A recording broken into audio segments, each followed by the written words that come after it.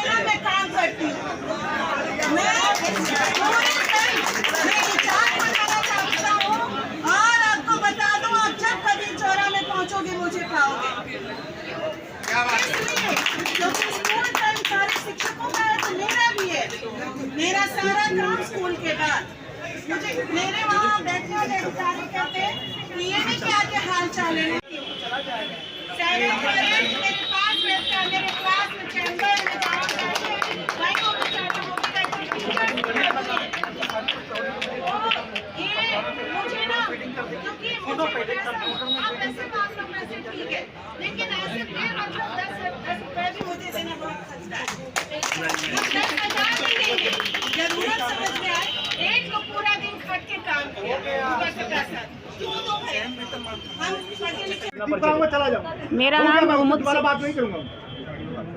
मेरा नाम डॉक्टर कुमुद सिंह है।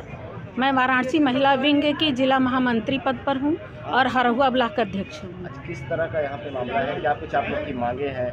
हाँ, हमारी मांगे हैं। राष्ट्रीय शैक्षिक महासंघ का है यह आह्वान, भ्रष्टाचार मुक्त होकर के सभी लोग करें काम।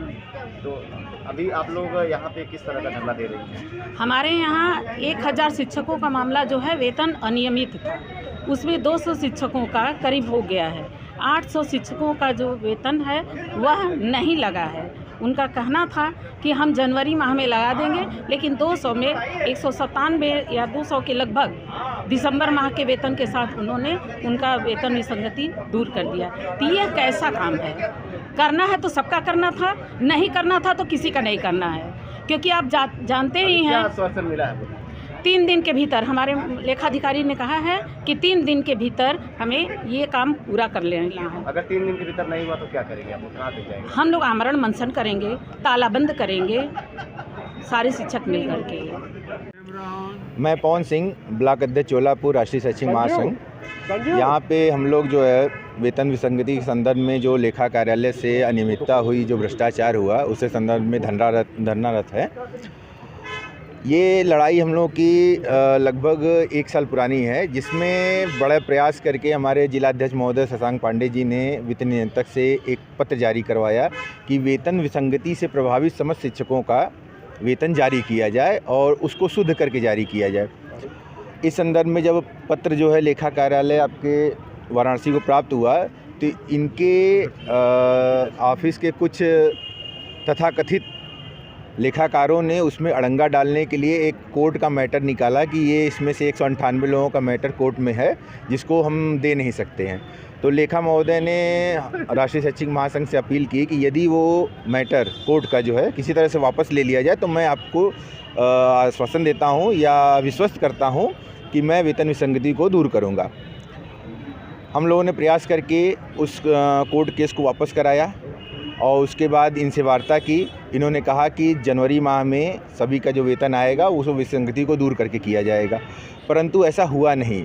सिर्फ 198 लोग जो कि विभिन्न ब्लॉकों से थे, ज़्यादातर हरहुआ ब्लॉक से थे, हरहुआ ब्लॉक के सहायक लेखाकार ने मिली भगत करके कुछ लेन देन करके उन लोगों का वेतन जारी कर दिया विसंगति को दूर करते हुए, जबकि बाकी 800 लोगों को ऐसे ही छोड़ दिया गया। लेन देन में किस तरह का मामला है? लेन देन में आर्थिक लेन देन है निश्चित रूप से, और ये कौन दे रहा है? प्रामाणिकता है। और उन्होंने जो लोगों का नहीं लगा तो जी जिन 200 लोगों ने दिया है उनका भी लेटर हमारे पास है और उन्होंने स्वीकार किया है कि हमने दिया है। कानूनी क्या कोई प्रक्रिया आपने अपनाया है उनके खिलाफ? जी देखिए, हम शिक्षक हैं और कानूनी प्रक्रिया जो हमारा प्रोटोकॉल है, पहले हम अपने उच्च लेखाधिकारी, वित्त लेखाधिकारी, बीएसए जो हमारे बीएसए साहब हैं उनको अवगत कराएंगे। बीएसए साहब को हम यहाँ पे उपस्थित हुए हैं पत्रक देने के लिए और लेखाधिकारी महोदय का घेराव करने के लिए। बीएसए साहब ने आश्वासन दिया, अभी बात हुई है उनसे, वो आ रहे हैं, जिसमें हमारा पत्रक वो स्वीकार करेंगे। और जो लेखा कार्यालय के जो लेखाकार हैं जो इसमें मामले में संलिप्त हैं, उसके खिलाफ लेखाधिकारी ने आश्वासन दिया है कि उनके खिलाफ कार्रवाई की जाएगी। और क्या कितने दिनों की कुछ मांग वगैरह भी? तीन दिनों के अंदर इस विसंगति को दूर करने का आश्वासन लेखाधिकारी ने हमें दिया। अगर नहीं हुआ तो? अगर नहीं दिया तो हम यहाँ पे आमरण अनशन करेंगे, यहाँ पे तालाबंदी होगी। अब पूर्ण रूप से आंदोलन तब तक जारी रहेगा जब तक कि हमारी समस्याओं का समाधान न हो जाए। धन्यवाद। मैं डॉक्टर प्रभाकर द्विवेदी राष्ट्रीय शैक्षिक महासंघ का संगठन मंत्री हूँ, जिला संगठन मंत्री। आज आप भी शामिल हुए हैं, तमाम आरोप लगाए जा रहे हैं, क्या कुछ सत्यता है इसमें?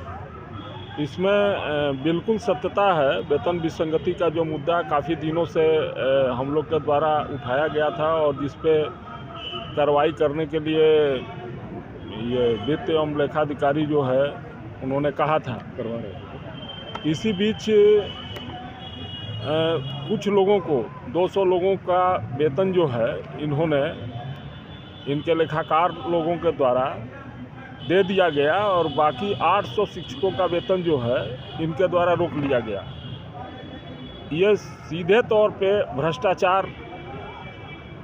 भ्रष्टाचार उजागर हो रहा है कि क्या कारण है कि 200 लोगों का वेतन दे दिया जाता है और 800 शिक्षकों का वेतन जो है वो बाधित कर दिया जाता है। ऐसा तो नहीं है इस भ्रष्टाचार में अधिकारी भी लिप्त पड़े हुए हैं इसी में? नहीं, बिना अधिकारी के, सक्षम अधिकारी के नीचे कार्य करने वाला व्यक्ति जो है वो यदि इस कार्य को कर रहा है तो निसंदेह जो है इसमें कहीं न कहीं से वित्त एवं लेखा अधिकारी की रजामंदी है।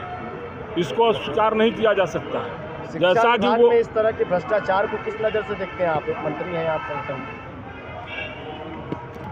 अब मतलब ये बनारस के लिए जहाँ पे हर अध्यापक जो है बनारस जनपद को नंबर 1 बनाने के प्रयास में लगा है और वहाँ के शिक्षकों के साथ इस तरह की अनियमितता और भ्रष्टाचार हो तो इससे दुखद क्या हो सकता है?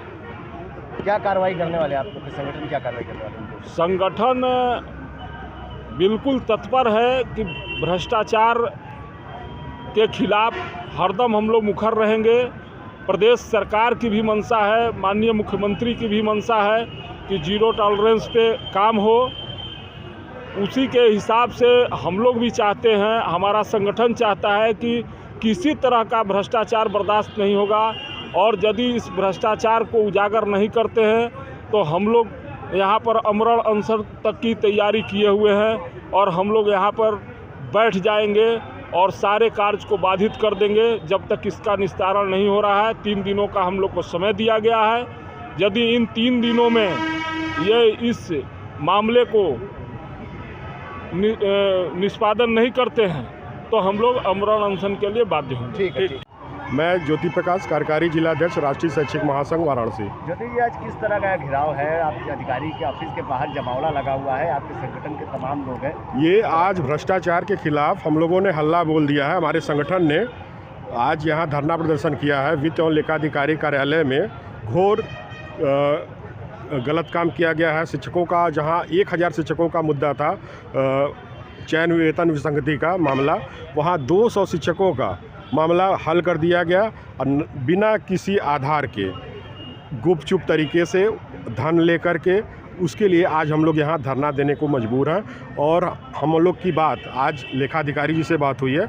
उन्होंने 3 दिन का समय लिया है, बाकी 800 बचे हुए शिक्षकों का निस्तारण नहीं किया तो 3 दिन के बाद हम लोग यहाँ आमरण अनशन और धरना देने को मजबूर हो जाएंगे। वो तब तक नहीं उठेंगे जब तक कि 800 बाकी शिक्षकों का भी मामला निस्तारित नहीं कर दिया जाएगा। अभी अधिकारी आपकी बात सुनने आए कि नहीं आए? हाँ, हम लोग ऊपर गए थे, वित्त एवं लेखाधिकारी से हमारी बात हुई है।